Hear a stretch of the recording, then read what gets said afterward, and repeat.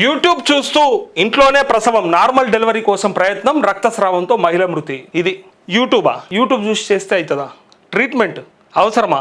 అంత రిస్క్. మొన్న ఒక ఆమె ఏం పువ్వు అది యాదుకుందా గని ఏదో పువ్వు వండిది, ఉమ్మెత్త పువ్వు వండిన ఆయనతో తిన్నది ఆగమైపోయింది. ఇంట్లో కుటుంబ సభ్యులంతా కథం పట్టించింది, హాస్పిటల్ బెడ్ ఎక్కించింది. అప్పటికి సోషల్ మీడియాలో చూసి ఆగం కాకుర్రి, వారు ఏం చెప్తుంది వినకుర్రి అంటే ఇక ఎవ్వరైనా సరే ఇక వంట చేయాలంటానే, ఇంకేదైనా పంట వండియాలంటే అందులోనే, ఇంకేదైనా పని చేయాలంటే అందులోనే, ఇంకేదైనా తెలుసుకోవాలంటే అందులోనే.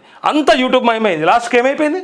పానం పోయింది. ఇక ట్రీట్మెంట్ ఇప్పుడు నార్మల్ డెలివరీ కోసం సరే ఆడు ఎవడో చెప్పిన సన్నాసి ఒకడు అది డాక్టర్ల పర్యవేక్షణలో జరగాల్సినటువంటి ప్రసవాన్ని యూట్యూబ్ చూసి చేసుకోవడం ఏందమ్మా? అసలు అది నాకు అర్థమవుతలేదు, చిత్రమైపోయింది ఇది.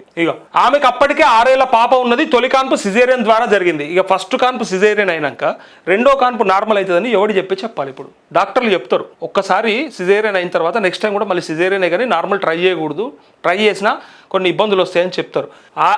మగపిల్లలు మాకే ఎరక సగం సబ్జెక్టు. మీకు ఏం రోగం పుట్టింది చూడు. తొలి కాన్పు సిజేరియన్ ద్వారా జరిగింది. ఇప్పుడు రెండోసారి సహజ కాన్పు కోసం భార్య భర్తలు ఆరాటపడ్డారు. అందుకోసం ఏకంగా ఇంటి వద్దే కేవలం యూట్యూబ్పై ఆధారపడి ప్రసవానికి సిద్ధమవడం ఆమె ప్రాణాలు తీసింది.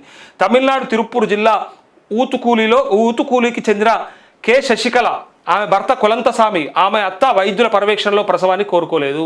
గర్భిణికి జూన్ 24వ తేదీన తెల్లవారుజామున ప్రసవ వేదనలు ప్రారంభమయ్యాయి. దీంతో సహజ ప్రసవం కోసం భర్త అత్తగారు కలిసి యూట్యూబ్లో ప్రసవానికి సంబంధించిన వీడియోలు చూస్తూ ఇంట్లోనే కాన్పు చేశారు.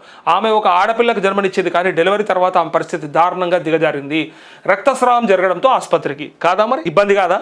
హాస్పిటల్ ఉంటే కనీసం ఆ రక్తస్రావాన్ని ఆపే ప్రయత్నం చేస్తారు, ట్రీట్మెంట్ చేస్తారు, డాక్టర్లు ఉంటారు, ఇంజక్షన్లు ఇస్తారు, ఇమీడియట్గా అప్పటికప్పుడు ఇన్స్టెంట్గా ఏమన్నా రెమెడీస్ ఉంటాయి. ఏముంటాయి ఇంట్లో? ఏమైంది చివరికి? ప్రసవం తర్వాత మాయ అంటే ప్లాసెంటా బయటకు రాకపోవడంతో శశికళకు తీవ్ర రక్తస్రావం మొదలైంది.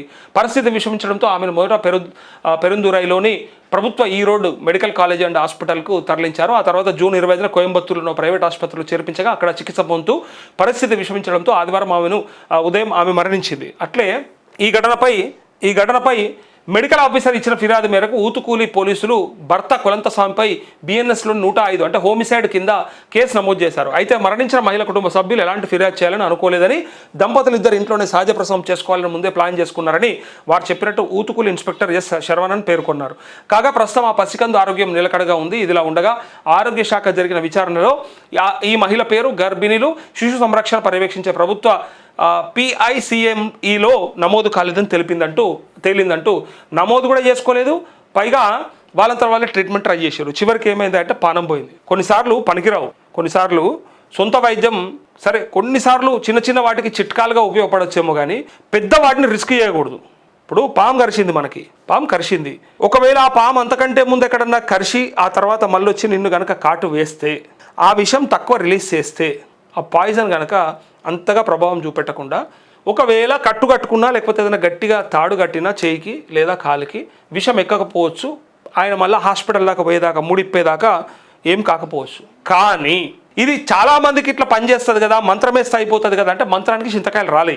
మంత్రమేస్తే అయిపోతుంది కదా అని ఆయన ఇట్లా ముడేసుకొని లేకపోతే ఏదైనా తాడు కట్టుకొని లేదంటే బట్ట కట్టుకొని ఆపుకున్నారనుకో, అది ఒకవేళ మొన్న కట్లపాము ఎట్లా వేసింది, అది బుడ్డ పిల్ల గింతంత ఉన్నది, వేస్తే కొన్ని గంటలలో చచ్చిపోయారు. హాస్పిటల్ పోయినాక కూడా ట్రీట్మెంట్ జరుగుతుంటే కూడా ఆ విషయం ఎక్కిన విధానంలో ఆయనని కాపాడలేకపోయారు డాక్టర్లు.